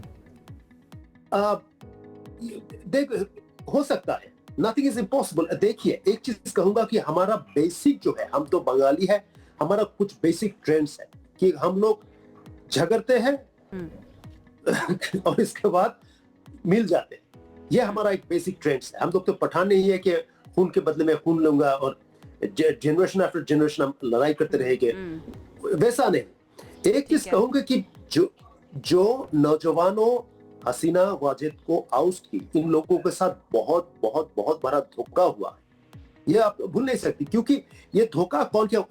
उन लोगों की लीडर, जो एनसीपी के लीडर, क्या कहूं, जो नौजवानों के जो लीडर थे, जो हम स्टूडेंट लीडर्स कहते हैं, इन लोगों ने आखिर जाके खुद ही का लोगों के साथ धोखा की। कैसे? मैंने एक साल पहले बहुत सारे स्टूडेंट्स को देखा जो पार्टिसिपेंट थे वो अपराइजिंग में, उन लोगों को वो बड़ा मुझे वैलिड लगा। थैंक यू सो मच, आपने वक्त दिया, क्योंकि वक्त हमारे पास हो चुका है ख़त्म। लेकिन आपका पॉइंट बड़ा वैलिड लगा कि ये जो एक बिहेवियर या एटीट्यूड होता है ना कि मैं ही सब कुछ ठीक कर सकता हूँ या मेरी ही पार्टी सब कुछ ठीक कर सकती है, ये बहुत नाक होता है। और अगर इस तरह की पार्टी को बहुत ज़्यादा वोट्स मिल जाएँ, सीट्स मिल जाए, तो डेफिनेटली बहुत ज़्यादा डेंजरस हो जाता है। अहम खबर आपको दे देते हैं, और वो ये है कि बांग्लादेश के इंतखाबात में बीएनपी ने सादा अक्सरियत हासिल कर ली है। 299 सीट्स थी, जिसके अंदर 2028 उम्मीदवारों ने हिस्सा लिया, और अब ये खबर आई है कि सादा अक्सरियत बीएनपी बांग्लादेश नेशनल्स पार्टी ने हासिल कर ली है। खालिदा जिया के बेटे तारिक रहमान जो इसके सरबराह हैं, उनकी जानिब से अभी तक की इत्तलात के मुताबिक बांग्लादेश में जो ऑफिशियली अनाउंस किया जा रहा है, सादा अक्सरियत हासिल कर ली गई है बीएनपी की जानिब से। जबकि दूसरे नंबर पर इस वक्त भी जमात इस्लामी मौजूद है, और नेशनल सिटीजन पार्टी जो है, जो कि नौजवानों की जमात है, जो नौजवान जिन्होंने इनकलाब बर्पा किया बांग्लादेश के अंदर, उनकी अभी तक की इत्तलात के मुताबिक सीट्स जो हैं वो 5 से 7 बताई जा रही हैं। लेकिन ऑफिशियल जो आपको बता सकते हैं वो ये है कि बीएनपी ने सादा अक्सरियत हासिल कर ली है बांग्लादेश में। इन ऑफिशियल रिकॉर्ड्स का जो इंतजार हो रहा था वो सिर्फ इस वजह से हो रहा था कि बांग्लादेश एक सेंसिटिव पोजीशन में है साउथ एशियन रीजन के अंदर, और बांग्लादेश के अंदर अवामी नेशनल, ये जो इनकी बांग्लादेश नेशनल पार्टी है, इसको बहुत पुश मिल रहा था इनकी स्टैंडिंग की वजह से और इनके मंशूर की वजह से। इनकी परफॉर्मेंस जो है वो अगर बात की जाए तो वो इस वजह से बांग्लादेशियों के दिल में अपनी जगह बना गई है, बिकॉज ऑफ द लीडर के जिन्होंने इसको लीड किया। और हमें बेगम खालिदा जिया के जनाजे पे ये चीज़ नज़र भी आई थी, एंटिसिपेशन भी ओवरऑल यही थी हर तरफ के BNP will be in the leading position, and as the world saw right now, जैसा कि ब्रेकिंग दी आयशा ने 151 सीट्स बीएनपी की। बहुत बहुत शुक्रिया, जावेद सुमरू हमारे साथ मौजूद थे, और माहिद आपका भी बहुत शुक्रिया हमें अपडेट करने के लिए। लेट्स होप कि इनका तर्ज सियासत शेख हसीना वाजिद की तरह का ना हो, जो कि बहुत ही इंतकामी तर्ज सियासत था और पाकिस्तान से वो नफरत करती थी, जिसकी हमने कई मिसालें देखी हैं। कोई एक मिसाल मौजूद नहीं है। हमें प्रैग्मेटिक रिलेशनशिप की ज़रूरत है बांग्लादेश के साथ। एक ब्रेक की तरफ जाते हैं जनाब, ब्रेक से वापस आएंगे तो बात करेंगे मज़ीद। हमारे साथ रहिए। अस्सलामुअलैकुम, एक मरतबा फिर वेलकम बैक। और अभी जब ब्रेक पे थे, आयशा और मैं टेक्नोलॉजी के बारे में कुछ बातें कर रहे थे मज़ेदार किस्म की, क्योंकि एक सेगमेंट एक्साइटिंग सा रिकॉर्ड किया था। Ayesha, are you into guns? हाँ, थोड़ा बहुत, लेकिन उस हद तक सिर्फ कि जब आप ना वो गुब्बारे वाली गन नहीं होती है उसको फोड़े, क्योंकि वायलेंस किसी को भी नहीं पसंद और सिक्योर रहना सबको पसंद है। So are you for defending yourself? Of course बिल्कुल किया जा सकता है इस मामले में। I completely agree with you कि हर लड़की को आना चाहिए अपने आप को डिफेंड करना, लेकिन it is not about guns, it is not about defending yourself. ये सेगमेंट जो है दरअसल आपको याद होगा हम टेक्नोलॉजी के बारे में, एआई के बारे में, मुजम्मिल को इंडस Exactly. एआई वीक जो है ना वो हो रहा है इस वक्त इस्लामाबाद के अंदर, जिसमें मुल्क भर से हम सब जानते हैं कि बहुत सारे ऐसे टेक्नोलॉजी के एक्सपर्ट्स, एआई के एक्सपर्ट्स अपने स्टॉल्स लगाकर वहाँ पर बैठे हुए हैं और ये बता रहे हैं कि पाकिस्तान में किस किस तरह का काम हो रहा है और कितना पोटेंशियल मौजूद है और गवर्नमेंट की सतह पर हो रहा है। एंड हम न्यूज़ जो है उसके साथ पार्टनर एग्जैक्टली वहाँ से ब्रॉडकास्ट भी बहुत सारी हुई और मुझे मेरी टीम ने भेजा वहाँ पे रिकॉर्ड करने के लिए, and I had goosebumps when I went there. तो वो रिपोर्ट क्या है उसकी तरफ आपको लेके चलते हैं, and when you come back we will have a little chit chat about what you saw. छोटे से लेके बड़े ड्रोन्स तक इस सब का शिकार कर सकती है, enabled with the AI tracking software and an EO/IR sensor। Swarm drones जो आते हैं वो बहुत बड़ा झुंड होता है और उनको काउंटर करने के लिए आपको कोई ऐसा सोल्यूशन चाहिए जो उन सारों को at a time with in a very short frame of time engage कर सके। तो हमारा सोल्यूशन एग्जैक्टली उसी मॉडल पे बेस्ड है। वही हमारा एम था कि जितने ज़्यादा नंबर ऑफ ड्रोन्स आ सकें हम उनको शॉर्टेस्ट टाइम पीरियड में सारों को इंगेज करें। और इसका जो रेंज है डिटेक्शन का और रेडार का और स्वॉर्म अगर इनकमिंग है इनबाउंड है तो उसको डिटेक्ट करने का, वो रेंज कितनी और कितनी रेंज तक ये इफेक्टिव है? ये 5 to 2 किलोमीटर्स, यानी कि starting from 5 kilometres till 2 kilometres detect भी करती है और इंगेज भी करती है।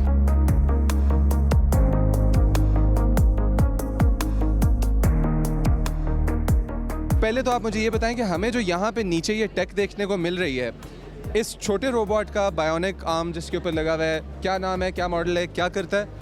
अच्छा जी, सबसे पहले मैं आपको बताऊंगा कि जिसके ऊपर एक आर्म माउंट हुई हुई है, इसका पर्पस बेसिकली ये है कि हम इसके ऊपर जो है वो लैंड माइंस जो है वो पिक एंड प्लेस कर सकते हैं। लेट्स से अगर कोई माइन है जो कि अनएक्सप्लोडेड है या कोई एक बॉम्ब शेल है जो कि अनएक्सप्लोडेड है या कोई ऐसा शेल है जो कि अनएक्सप्लोडेड रह गया है, हम उसको एक जगह से, अगर वो सेफ टू मूव है तो हम उसको एक जगह से किसी सेफ जगह पर मूव कर सकते हैं ताकि वो एक्सप्लोड ना हो। इसका पर्पस ये है। इसकी रेंज जो है हमारे पास वो तकरीबन 800 मीटर्स तक है। 800 मीटर्स लाइन ऑफ साइट की अगर हम बात करें तो 800 मीटर्स से आप किसी दूर जगह से बैठ के इसको कर सकते हैं, जो कि सेफ़ डिस्टेंस है कि अगर खुदा ना खास्ता आईडी ब्लास्ट हो भी सही तो आपके रोबोट को तो नुकसान शायद हो सकता है, लेकिन आपकी जो ह्यूमन लाइफ है जो कि ज़्यादा इंपॉर्टेंट है उसको कोई नुकसान नहीं। तो ये जो G3 राइफल हमारे पास माउंट हुई हुई है, ये रोबोट क्या और इसके पीछे मोटिवेशन क्या? सर बेसिकली इस ये स्पॉट का मकसद ये है कि जो फ्रंट एंड पोस्ट होती हैं उनके ऊपर आपके सोल्जर्स ना जाएं बल्कि आपके रोबोट्स जाएं और वो वहाँ पे जाके अपने टारगेट्स को एंगेज कर सकें from a distant point of view. इसकी जो इस वक्त करंट जो आप देख सकते हैं इसकी 1 किलोमीटर तक रेंज है और हम इसको एक थ्रू एन एंटीना इसकी रेंज हम एक्सटेंड कर सकते हैं अप टू 2 and 3 किलोमीटर्स तक भी। ये क्या मशीनरी है? इंटरेस्टिंग लुकिंग मशीनरी है। पर्पस क्या है इस बॉट का? बेसिकली पर्पस ये है कि ये जब भी आपने देखा होगा कि बैरल्स के थ्रू गन फायर होता है तो बैरल जो है वो अंदर से डर्टी हो जाती हैं। जब बैरल डर्टी हो जाती हैं तो उनकी जो एफिशिएंसी है वो डिक्रीज़ कर जाती है। लेट्स से एंगल जो है आपने कुछ सेट किया था लेकिन डर्टी होने की वजह से उसका एंगल जो है वो आउट हो जाता है। तो उसके लिए हम क्या करते हैं कि ये एआई स्कोप है, ये जाती है अंदर और जाके चेक करती है कि आइदर बैरल के अंदर कहीं पिटिंग तो नहीं हो गई या कहीं पे कार्बन ज़्यादा तो जमी नहीं हो रह गई, तो उसके अंदर जो भी क्रैक्स हैं या डिफॉर्मिटीज़ हैं उनको वो बेसिकली एआई के थ्रू डिटेक्ट करती है। और एक ये बड़ा छोटा सा रोबोट नज़र आ रहा है। I think this can go down burrows and where people can't go. Yes, this is a throw bot basically. इसका पर्पस बेसिकली ये है कि अगर आप इसको देखें तो हम इसको जो है वो जस्ट किसी भी लोकेशन के ऊपर चाहे इस तरह से चाहे इस तरह से हम इसको जाके थ्रो कर सकते हैं और जिस भी लोकेशन के अंदर जाके थ्रो होगा कैमरा के ऊपर हमें एक फीडबैक आ रही होगी। अगर आप सामने देखें तो यहाँ पे इसके एक कैमरा माउंटेड है और इस कैमरे का पर्पस ये है कि आपको फीडबैक दे, रिकॉर्डेंस के लिए, पर्पसेस के लिए हम इसको यूज़ करते हैं।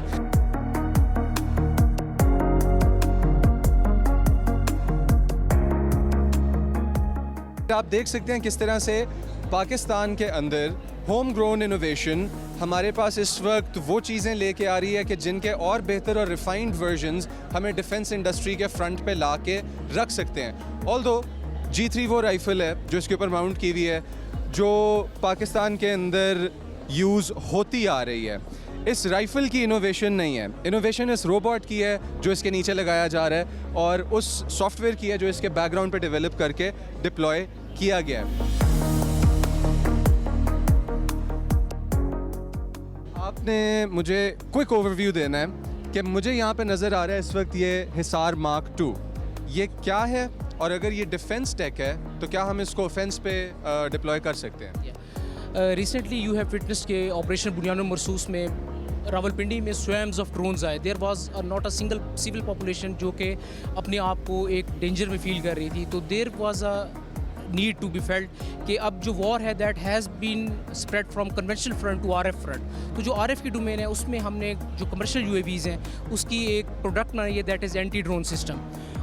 तो हमने जो प्रॉब्लम एनविसेज किया that was how to detect a drone, how to decode it, how to jam it and then how to destroy it. So we have made this product that you can see in the video. This is Hisar Mark II anti-drone system.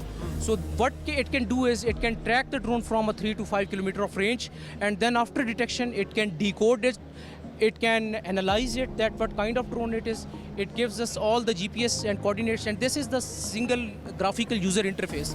So this has been made in a way that to make it as a user friendly.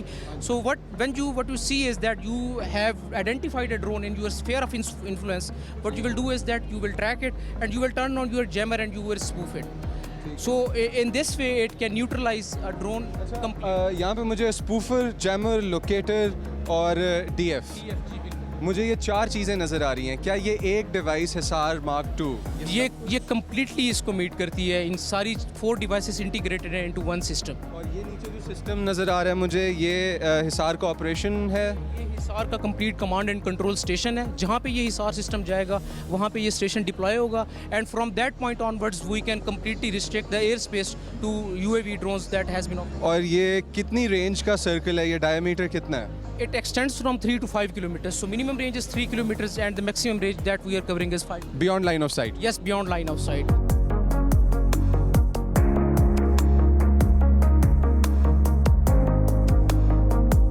Most important and eye-catching innovations that I could spot over here.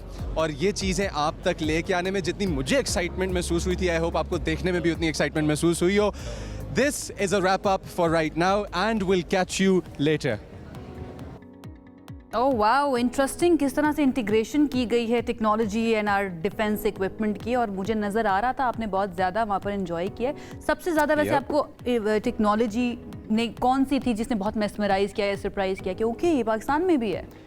यार G3 rifle एक छोटे से robot पे लगाई हुई है guns की बात और वो 1 किलोमीटर दूर से ऑपरेट हो रहा है। Imagine there is no human in sight and then this little tiny rover shows up with an assault rifle mounted on top of it. बहुत ही डिस्ट्रक्टिव माइंड है इनका। क्रिकेट का सबसे बड़ा मार्का होने वाला है, वक्त होने वाला है ख़त्म, क्योंकि 15 तारीख बहुत ही करीब आ चुकी है। लेकिन बेचैनी भी बढ़ती जा रही है क्योंकि हम सब जानते हैं जब इंडिया और पाकिस्तान का मैच होता है तो सबको ना अपनी दवाइयाँ भी लेनी पड़ती है, जिनके ब्लड प्रेशर का मसला है, दिल का मसला है। तो इस वक्त एक छोटा सा मिनी हार्ट अटैक अगर आपको बता दूं वो ये है कि कोलंबो यानी कि श्रीलंका का मौसम जो है ना वो थोड़ा सा नाहमवार भी हो सकता है 15 फरवरी को। जिसका क्या मतलब है?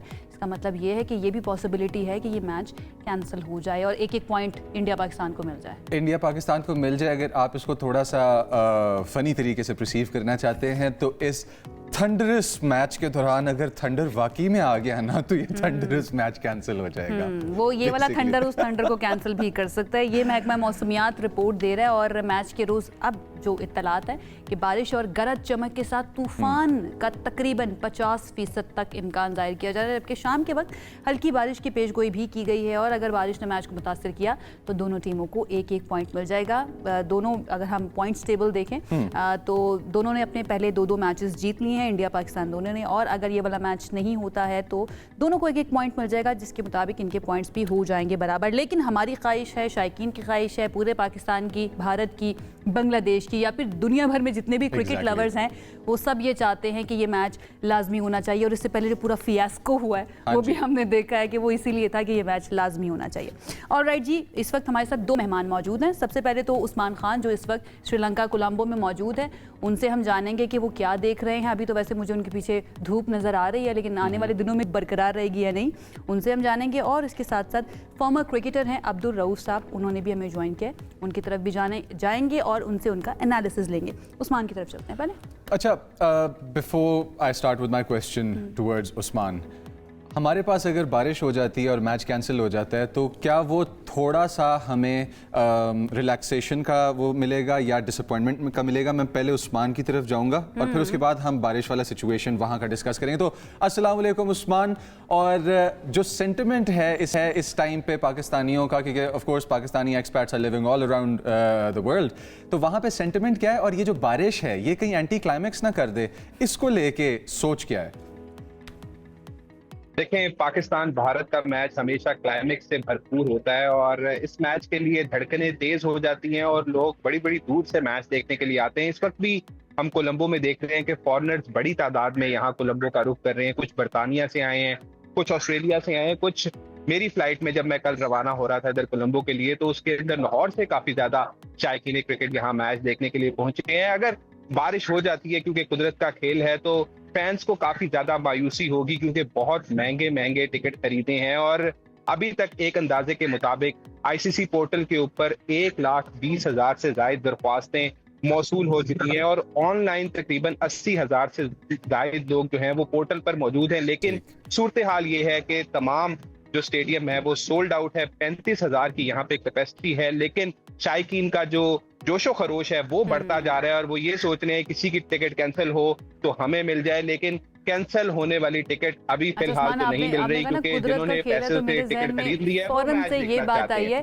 कि कुदरत ने अगर मूड बना लिया ना उस दिन खेल खेलने का तो फिर ये वाला खेल नहीं चल पाएगा। अच्छा ये बताइए उस्मान कि क्या कोई ऑल्टरनेट प्लान भी है आईसीसी का अगर बारिश हो जाती है, क्योंकि पता तो चल जाएगा कि प्रोबेबिलिटी कितनी ज़्यादा है बारिश होने की, अभी तक तो 50% तक है और तूफान की भी प्रोबेबिलिटी है बल्कि, तो कोई ऑल्टरनेट प्लान भी है या फिर कैंसिल ही हो जाएगा?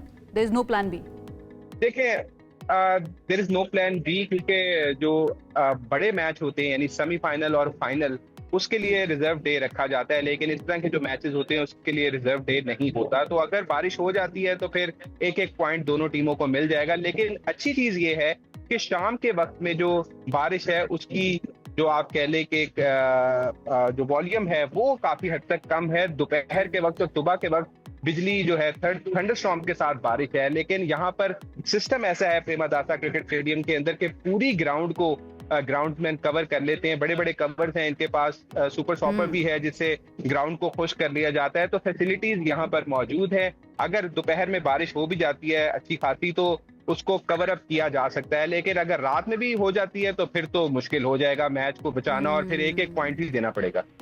फिर कोई चांस मौजूद नहीं। ठीक है उस्मान, साथ ही मौजूद रहिए, आपकी तरफ मैं आती हूँ। अब्दुल रऊफ साहब की तरफ चलते हैं और उनसे जानते हैं कि उनकी जो एक्साइटमेंट है वो कहाँ पर है और वो कैसा देख रही हैं ये मैच होता हुआ पाकिस्तान और भारत का। बहुत शुक्रिया अब्दुल रऊफ साहब ज्वाइन करने के लिए। सबसे पहले तो बहुत ही टिपिकल सा सवाल है लेकिन बड़ा ज़रूरी भी है, क्योंकि हर मरतबा एक नया मैच होता है और थोड़े से हमारे खिलाड़ी जो हैं वो भी ऊपर नीचे, उनका टीम के अंदर आना भी चेंज होता रहता है। क्या एक्सपेक्ट कर रहे हैं आप इस मैच से? क्या लगता है किसका पलड़ा या कौन सी टीम पेपर पर भारी है?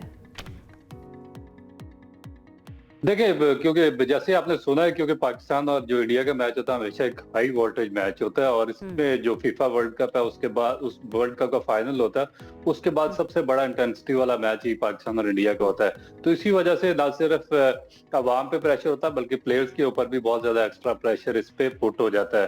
तो इसमें आप प्रेडिक्ट नहीं कर सकते इंडिया पाकिस्तान मैच में, क्योंकि पाकिस्तान जो लास्ट अगर पीछे आईसीसी इवेंट्स आप निकाल कर देखें तो उसमें पाकिस्तान की परफॉर्मेंस इंडिया के खिलाफ इतनी अच्छी नहीं रही है। मगर उसके बावजूद आप कह सकते हैं कि ये एक क्लोज मैच होगा और नेल बाइटिंग मैच आप इसको कह सकते हैं, क्योंकि प्रेशर दोनों तरफ होता है। लास्ट टाइम भी जब हम फाइनल उनके खिलाफ खेले तो हमारी पोजीशन बहुत अच्छी थी, मगर उसके बाद 12 या 13 ओवर्स के बाद हमारा ब्रेकडाउन हुआ था तो बिल्कुल हमारी बैटिंग लाइन कोलैप्स कर गई थी। अगर थोड़ा सा अपने नर्व्स पर कंट्रोल रखते तो शायद एशिया कप का जो फाइनल था उसमें सिचुएशन हमारी फेवर में भी आ सकती थी। ये जो अभी आपने बात की है थोड़ी सी हमें करने देखने की, वाली जो बैटिंग लाइन कोलैप्स करने की जो भी आपने बात की है, बड़ा इंपॉर्टेंट पॉइंट है, क्योंकि क्रिकेट फैंस जो हैं वो इसको बड़े रिलीजियसली लेते हैं। जो मिडिल ऑर्डर है ना हमारा, इसको तो काफ़ी अरसे से हमें मिडिल ऑर्डर थोड़ा सा फोर्स्ड लग रहा है। अभी फिलहाल का मोमेंटम जो है अपने बॉयज़ को लेके, वो आपको क्या लगता है, क्या है? Are we confident about our middle order now?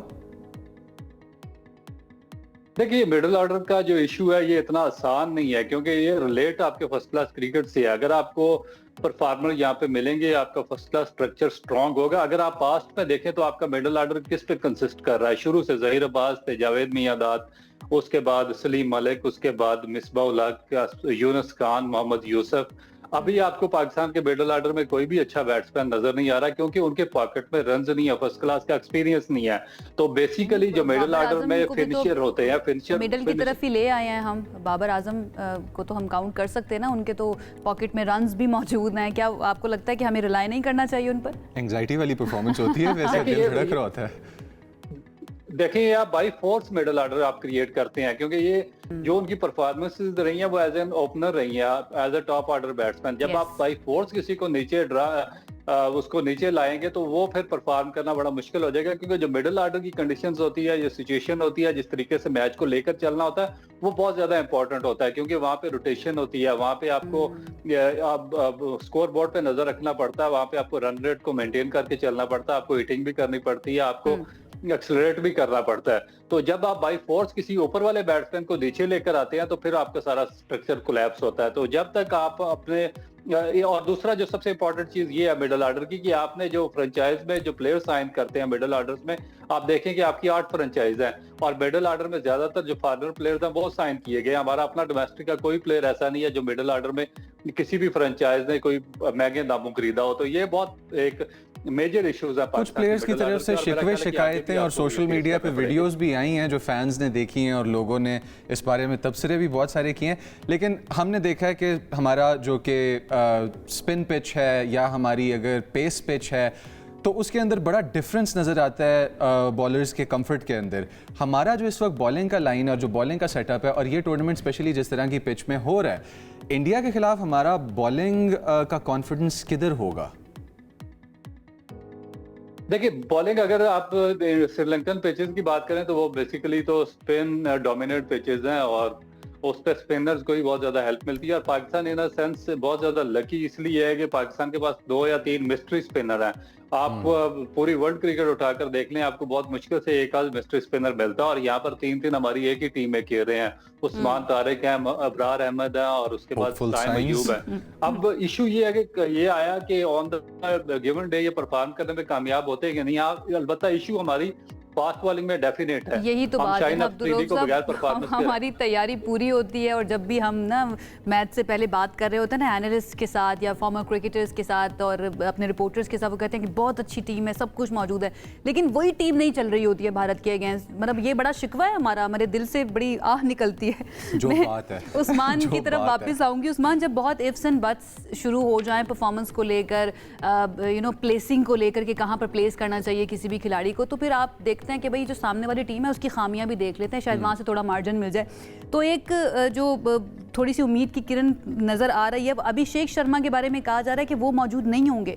अभिषेक वही जिन्होंने एशिया कप के अंदर बड़ा बहुत ज़बरदस्त परफॉर्मेंस दिखाई थी पाकिस्तान के अगेंस्ट, आपको याद होगा आई एम श्योर। तो उनका ना होना कितना बड़ा फ़ायदा हो सकता है पाकिस्तान के लिए?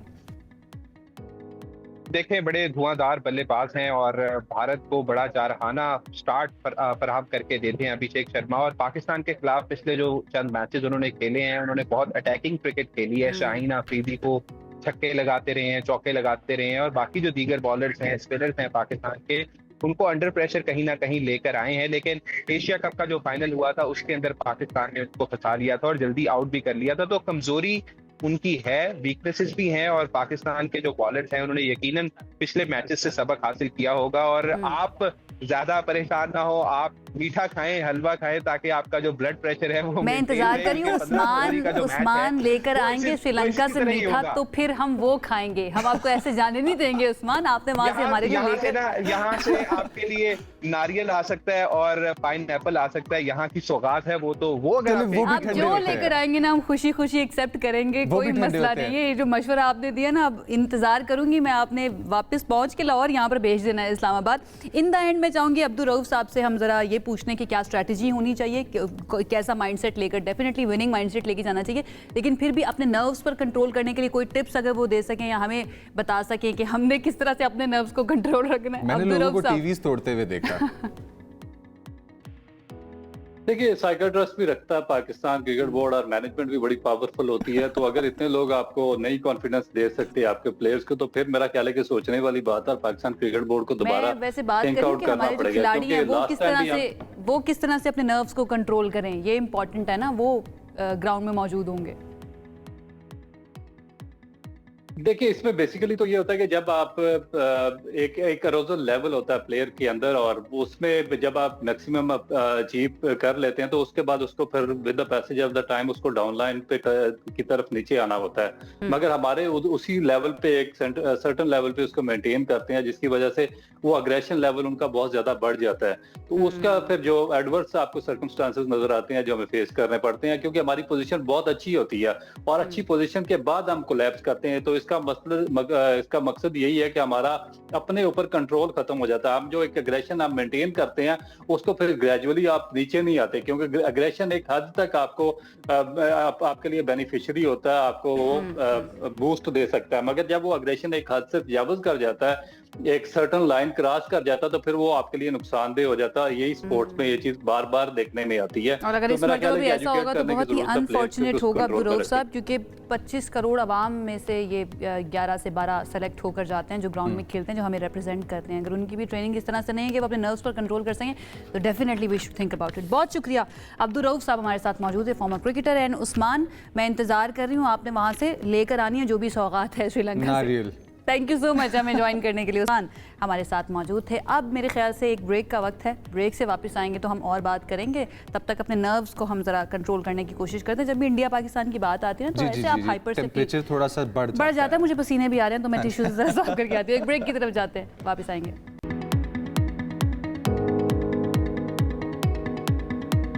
This segment is brought to you by AKD Securities Limited. Break के बाद खुशामदीद। मनी मैटर्स में बहुत ही अहम खबर आपके साथ शेयर करते हैं, और वो ये है कि यूएई ने पाकिस्तान को $2 अरब कर्ज रोल ओवर करने का फैसला कर लिया है। रिपोर्ट्स ये बता रही हैं कि ये यकीन दहानी उसी वक्त कराई गई जब नायब वज़ीर-ए-आज़म वज़ीर ख़ारजा इसहाक डार ने आला इमाराती हुकाम से रब्ता किया और ये कहा जा रहा है कि ये रोल ओवर 6.5% शरह सूद पर दिया गया है और बाकायदा मंजूरी किसी भी वक्त मुतवक्की है। ये ज़रूरी था पाकिस्तान के लिए, पाकिस्तान के फॉरेन रिजर्व्स के लिए और डेट के बर्डन के अंडर पाकिस्तान इस वक्त जहाँ पे खड़ा हुआ है। हम एक बड़ी ट्रिकी पोजीशन में हैं अपने बिजनेसेस को लेके as a nation, but progress की तरफ जा रहे हैं। तो इन चीज़ों की जो ट्रांसलेशन है वो हमारे मार्केट में और हमारे बिजनेस में किस तरह बहुत तेज़ी से नज़र आती है। इसका इम्पैक्ट अब क्या होगा? एट द सेम टाइम ये खबर ये भी बताती है कि हम कितना ज़्यादा रिलाई करते हैं अपने दोस्त ममालिक के ऊपर अपनी इकोनॉमी को चलाने के लिए। हमारे साथ इस वक्त मौजूद है उसामा रऊफ साहब, जो कि इन्वेस्टमेंट एनालिस्ट हैं AKD सिक्योरिटीज़ लिमिटेड के। चलते हैं और उनसे ज़रा समझने की कोशिश करते हैं कि इसका इम्पैक्ट क्या होने वाला है पाकिस्तान की इकोनॉमी के ऊपर एंड देन मार्केट के ऊपर। Usama, thank you so much हमें ज्वाइन करने के लिए। $2 अरब का once again roll over UAE की तरफ से है। क्या समझते हैं आप, फौरी तौर पर क्या असरात मुरतब होंगे इसके? जी, ओवरऑल ये पहले भी हमें 1 महीने के लिए रोल ओवर मिला था। ये $2 बिलियन, क्योंकि एक तो एक्सटेंशन ड्यू भी थी और दूसरा ये पेएबल भी कम के ही थे। एक तो ड्यू था by 16th of Feb, next one was by 22nd of Feb due थे। और नेक्स्ट IMF प्रोग्राम पे जाने के लिए हमें 2 बिलियन की इंश्योरेंसेस भी फिलहाल चाहिए थी, क्योंकि 11 बिलियन की टोटल इंश्योरेंसेस बायलैटरल पार्टनर से हमें मिली हुई थी। तो ये अभी वक्ती तौर पे 2 महीने के लिए मजीद एक्सटेंशन मिली है। वैसे हम 1 साल के लिए वो कर रहे थे, एक्सटेंशन मांग रहे थे, लेकिन हम इसके साथ रेट में भी चेंज मांग रहे हैं, जिसकी वजह से अभी शॉर्टर टर्म के लिए हमें एक्सटेंशन मिली है। और वो एक्सटेंशन मिलना भी एक पॉजिटिव न्यूज़ है, ताकि कुछ आगे चलते हुए हमारे जो रिजर्व स्टेट बैंक एक्सपेक्ट कर रहा था या जो हमने IMF को श्योर करवाए हुए थे वो अपने लेवल पे बरकरार रखेंगे और अगले IMF के आने वाले रिव्यू में हमें आसानी से क्लियरेंसेज हो जाएंगे। हम एक्सपेक्ट करते हैं कि आगे ये मजीद लंबी एक्सटेंशन मिलेगी, स्पेशली अभी हमारे हिसाब से नेगोशिएशन चल रही है ओवर द रेट जो कि 6.5% है। क्या है Usama, and what do you think, because you know आप रिप्रेजेंट करते हैं AKD सिक्योरिटीज़ लिमिटेड को, जो मार्केट की सिचुएशन को एंड देन ओवरऑल इस तरह से जब फाइनेंशियल इश्यूज़ के ऊपर, इकोनॉमी के इश्यूज़ के ऊपर जो भी ट्रांजैक्शंस हो रही होती हैं या नेगोशिएशंस हो रही होती हैं, आप बड़ी नज़र रखते हैं उसके ऊपर। पाकिस्तान इस पोजीशन में है कि ये निगोशिएट करवा ले UAE के साथ और अपने मुताबिक अपनी जो 2-4 रिक्वेस्ट्स हैं वो मनवा ले UAE से? जी बिल्कुल, हम इस टाइम तो काफ़ी स्ट्रॉन्गर पोजीशन पे हैं। लास्ट टाइम जब हमने ये अंदर तो ये 6.5% का रेट था, तब हमारे import cover less than a month का रह गया था, जो कि अब 2.5 महीने के आसपास है। हमारे टोटल रिजर्व 16 बिलियन के स्टेट बैंक हेल्ड रिजर्व हैं, जो कि हम एक्सपेक्ट कर रहे हैं by the year and state bank expect कर रहे हैं कि ये अपने रिकॉर्ड हाई लेवल पे चले जाएंगे। तो right now we are in a very strong position, specially हमारी क्रेडिट रेटिंग्स भी इंप्रूव हो चुकी हैं और हम इंटरनेशनल बॉन्ड्स की तरफ भी अपना रिव्यू कर रहे हैं। तो we are quite much secure compare to what we were in previous 1.5-2 years back. अच्छा उसामा, इसको अगर हम देखें तो ये जो चेंज है और ये जो करंट रिलीफ की जो पोजीशन है, ऑल्दो ये एक आर्जी पोजीशन है और ये एक आर्जी रिलीफ है, बट इसका हमें मार्केट में इफेक्ट क्या नज़र आ रहा है आज? देखिए, मार्केट आज इसकी तो थोड़ी पॉजिटिविटी है, लेकिन साथ ही लॉन्गर टर्म के ऊपर कुछ इन्वेस्टर्स को वो ये देख रहे होते हैं कि 1 साल का मांगा तो 2 महीने का क्यों मिला, तो वो शायद वक्ती तौर पे थोड़ी सी डिफरेंस वो कर देता है। लेकिन फॉर द लॉन्गर टर्म अगर किसी भी उसको भी देखा जाए, ये जो कि म्यूचुअल फंड्स या आपके दूसरे इन्वेस्टर्स हैं, वो इस चीज़ को इसी तरह देख रहे हैं क्योंकि हम रेट के ऊपर डिस्कशन कर रहे हैं, तो इस वजह से करंटली ये हुआ है। For the shorter term that is a good news, लेकिन मार्केट फिलहाल तो अपने थोड़े से करेक्शन फेज के अंदर है, कुछ जियोपॉलिटिकल और पॉलिटिकल सिचुएशंस की वजह से। अच्छा, इन द लॉन्गर रन अगर हम उसामा देखें तो ये जो इटर्नल रेकरेंस है हमारी IMF की हो गई, एंड देन फिर हमें देखना पड़ता है अपने दोस्त ममालिक की तरफ कि वो हमें या तो कर्जा दे दें या फिर अगर कर्जा दे दिया तो फिर उसको रोल ओवर भी कर दें। क्या लगता है कि क्या हमारी पॉलिसीज इकोनॉमी की ऐसी हैं कि हम आने वाले वक्त के अंदर, नियर फ्यूचर के अंदर इस इटर्नल रेकरेंस से निकल आएंगे, या फिर अभी लंबा चलना पड़ेगा ऐसे ही इसी सिचुएशन के साथ हमें? देखिए, करंट पॉलिसीज की अगर बात की जाए वो तो काफी हद तक इसी उसको देखते हुए की गई हैं कि अगले IMF के ऊपर हमारा इतना या तो हमें जाना ना पड़े, अगर जाएं भी तो हम इतने इतनी वर्स्ट कंडीशन में ना हो कि IMF की हमें तमाम शराइत माननी पड़े। इसी वजह से हमने अपने रिजर्व भी मजबूत होते देखे। स्टेट बैंक लोकल मार्केट से इंटरवीन करके भी अपने पैसे को वो कर रहा है, हमारी करेंसी भी स्टेबल है। करंट अकाउंट पे भी नजर रखी जा रही है, करंट अकाउंट ऐसे ना निकल जाए कि हमारे रिजर्व पे प्रेशर आ सके। तो करंट पॉलिसीज के अंदर तो सब चीजों को देखते हुए ही और होलसम व्यू पे ही देखा जा रहा है कि हम लॉन्गर टर्म के लिए एक सस्टेनेबल पाथ की तरफ ही रवाना हो, ना कि हम IMF या दो अपने बायलैटरल पार्टनर्स के ऊपर इतना ज्यादा इंतजार करें कि हमें उन्हीं की शराइत भी माननी पड़े। करंट अगर हमारी सिचुएशन इस उसमें बेहतर होती है तो नेक्स्ट IMF ट्रांच में एक पॉजिटिव डेवलपमेंट ये भी होगी कि हम जो अपने कॉर्पोरेट सेक्टर को या नॉर्मल पब्लिक को रिलीफ देने की बात कर रहे हैं ओवर द टैक्सेशन साइड, तो हम उसके ऊपर भी शायद कुछ पॉजिटिव डेवलपमेंट कर सकें IMF के अंदर, क्योंकि हमने लास्ट उसमें देखा हमारा फिजिकल भी सरप्लस आया, फिजिकल बैलेंस भी सरप्लस में रहा और प्राइमरी बैलेंस भी सरप्लस में रहा, जो कि काफी अच्छी न्यूज है।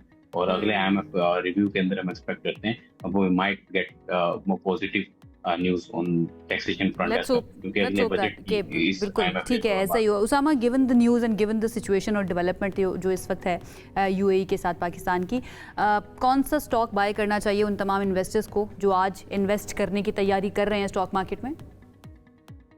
अच्छा, ओवर द लॉन्गर टर्म तो वही जो मेन स्ट्रीम है हमें उस तरफ ही रहना चाहिए। करंटली जो डिफरेंस भी आई है तो एक बाइंग अपॉर्चुनिटी ही इसको देखा जाए, क्योंकि लॉन्गर टर्म हमारी मार्केट अभी भी और रीजनल टर्म पे देखा जाए तो काफी कंपैरेटिव वैल्यूएशन पे है और अच्छे हमारे रिलेटिव प्लेयर से तो ठीक ठाक बड़े डिस्काउंट पे रीजनल प्लेयर से डिस्काउंट पे चल रही है। तो मेन स्ट्रीम में जितने भी आपके OGDC PPL in EMP sector, then if we move towards OMC sector तो PSO हो जाता है, बैंकिंग में हबीब बैंक हो जाता है, UPL and Meezan bank, these are our top picks. Fertiliser में FFC हो जाता है। तो दीज सेक्टर्स में ऑटो सेक्टर में काफी बड़ी पुश आ रही है, तो Indus remains our preferred pick. Then in cyclical sectors की अगर बात की जाए तो Lucky cement, Fauji cement, these are our top picks. और इन्हीं सेक्टर में जो ब्लू चिप स्टॉक्स हैं उनके अंदर डाइवर्सिफाइड पोर्टफोलियो लेके जाना। यानी आज के लिए भी ब्लू चिप कंपनीज ही की तरफ जाना चाहिए तमाम नए इन्वेस्टर्स को भी या पुराने इन्वेस्टर्स को भी। बहुत बहुत शुक्रिया उसामा रऊफ हमारे साथ मौजूद, from AKD securities limited, investment analyst.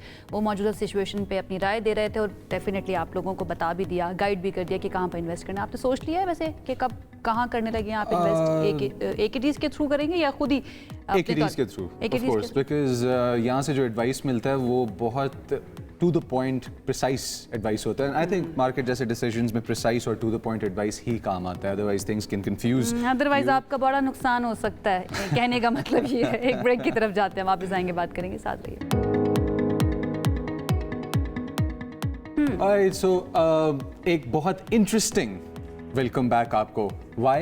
Because आज हम एक ऐसी दुनिया में हैं और इस ऐसी दुनिया का पार्ट बन चुके हैं जहाँ स्क्रीन्स ने हमारी अटेंशन, हमारे कान, आंखें सब अपनी तरफ मुतवज्जो की हुई हैं, लेकिन उन स्क्रीन्स में से जो चीज़ें हम सीख पा रहे हैं और जो लाइफ उसके दूसरी तरफ देख पा रहे हैं वो कुछ और है. और हम ये सोच रहे हैं कि आज को इस मेटावर्स कंपनी के अलावा अगर हट के नाम लिया जाए तो the word is pretty self explanatory में जो जी रहे हैं, यहाँ पे क्या बेजान लकड़ी के ढांचे और कपड़े और वो कपड़ों के टुकड़े जिनमें बने हुए ये किरदार जो छोटे छोटे पपेट्स कहलाते हैं, क्या इनके थ्रू हम कोई प्रॉपर मैसेज ऐसा है जो लेके आ सकते हैं जो सोसाइटी में चेंज का बायस सबसे पहले तो मुझे ये है कि अभी तो मुझे पपेट शोज कहीं पर होते हुए नजर नहीं आते. मुझे याद है अंकल सरगम के नाम से एक हमारे बचपन के अंदर टीवी पर आया पीटीवी पर आया करता था और उससे हम बहुत ज़्यादा सीखा करते थे. एंड मुझे याद है कि हमारे बड़े बहन भाई भी उससे बहुत सीखते थे. स्कूल जाने से पहले, वापस आने के बाद, कि आज पता नहीं अंकल सरगम जो कैरेक्टर था ना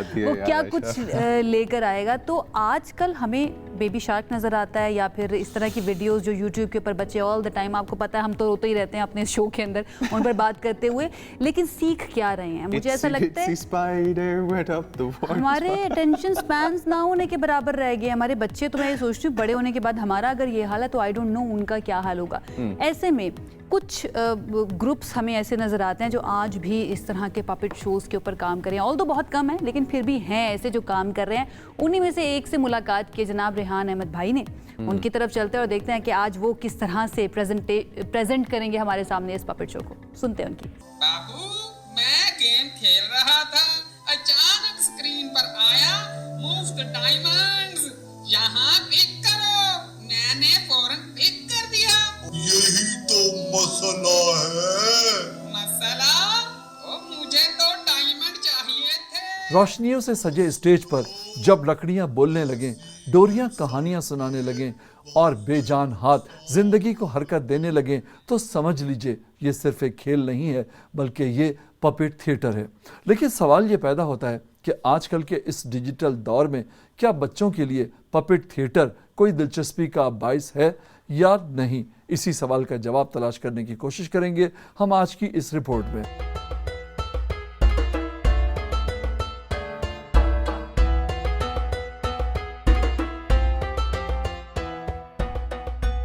पपेट थिएटर लाजमी होना चाहिए क्योंकि इससे बच्चों की क्रिएटिव थिंकिंग डेवलप होती है, स्टोरी टेलिंग इम्प्रूव हो जाती है, कम्युनिकेशन स्किल्स के लिए भी ये बहुत इंपॉर्टेंट है.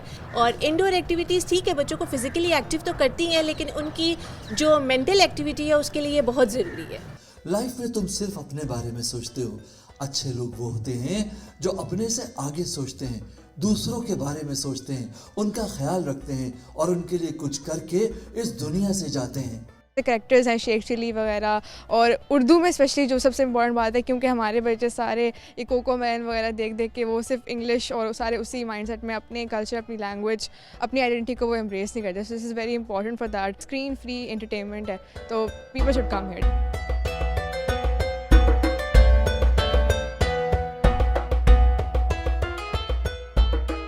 मैसेज कन्वे करने के लिए इससे बड़ा मीडियम कोई मिलेगा नहीं आपको, और वो फ़ौरन जो है ना आपकी आंखों से आपके जहन में उतर जाता है. ये बात कोरोना के बारे में बच्चों को पता नहीं था, उनको अवेयर करने के लिए 8-10 क्वेश्चन लिख लिए, फिर उनसे पूछा कि हाँ ये आपने सेफ साइड्स की हैं अपनी. तो वो जवाब देते हैं हाँ हमने अच्छी तरह हाथ भी धोए थे, हमने फलां भी किया था, हमने फेस वॉश भी किया था आने से पहले. कहीं आप पार्क में गए और किसी बंदे ने कहा बेटा ये टॉफ़ी ले लो, तो आपने उसको क्या कहना है? नहीं, बिल्कुल नहीं लूँगा मैं ये टॉफ़ी. सबसे पहले हम ट्रेनिंग्स लेते हैं, वो तकरीबन 6 से 8 महीने ट्रेनिंग लेते हैं पपेट की, और फिर उनको थोड़ा सा जो ग्रूम हो जाते हैं फिर हम उनको अपॉइंट कर लेते हैं, फिर Aahista Aahista step by step उनकी प्रमोशंस होती हैं. तो ये एक बड़ा हार्ड वर्क है, ठीक है ना. एक पपेट को 1 घंटे के लिए उठाना तकरीबन 10 से 15 किलो उसका वेट है, ठीक है. जब वो उठा रहा है एक बंदा तो उसके लिए उसकी प्रॉपर ट्रेनिंग चाहिए होती है. फिर उसको रिदम आना चाहिए, ठीक है, उसको डांस आना चाहिए, वो डांस की लैंग्वेज को समझता हो, रिदम को समझता हो, स्टोरी क्या है उसको अवेयरनेस हो. ये सब चीज़ें स्टेप बाय स्टेप हम उसको सिखाते हैं. 1 2 3 4 1 2 3 4 पपेट थिएटर में नजर आने वाली अच्छी और बुरी शक्लें सिर्फ किरदारों के चेहरे नहीं हैं, बल्कि ये माशरे में नेकी और बदी की अलामत के तौर पर पपेट थिएटर में पेश किए जाते हैं। और यही वो बात है जो आज के बच्चों को समझाने के लिए ये थिएटर काम कर रहा है। कैमरामैन नदील अब्बासी के साथ रेहान अहमद, हम न्यूज़ इस्लामाबाद। अरे वाह क्या बात है। सबसे पहले तो यही बड़ा मेस्मराइजिंग है ये देखना कि ये सिखाया किस तरह से जाता है कि वो जो स्ट्रिंग्स हैं जिनके साथ जुड़े हुए हैं ना ये सारे पपेट्स, ये सारी पुतलियां, उनको किस तरह से मूव करना है, बहुत बड़ी स्किल है। लेकिन ओपिनियन जाहिर कर रहे थे उसमें रिदम और इतना कुछ ये देख रहे हैं मेरा लेकिन वही रह गया मेरा लेकिन जो है ना वही रहे। लेकिन इम्पॉर्टेंट ये है कि ये बेजान होने के साथ साथ इतनी पावर होल्ड करते हैं कि आपको मैसेज दे भी सके, क्योंकि एक जनरेशन को इन्होंने बहुत ज़्यादा सिखाया है। इसी के साथ इस अहम थॉट के साथ हमें इजाज़त दीजिए क्योंकि वक्त हो चुका है ख़त्म। इंशाल्लाह आपसे करेंगे दोबारा मुलाकात मंडे को। अपना वीकेंड अच्छे से एंजॉय कीजिए एंड जुम्मा वंस अगेन बहुत बहुत मुबारक। अल्लाह हाफ़िज़।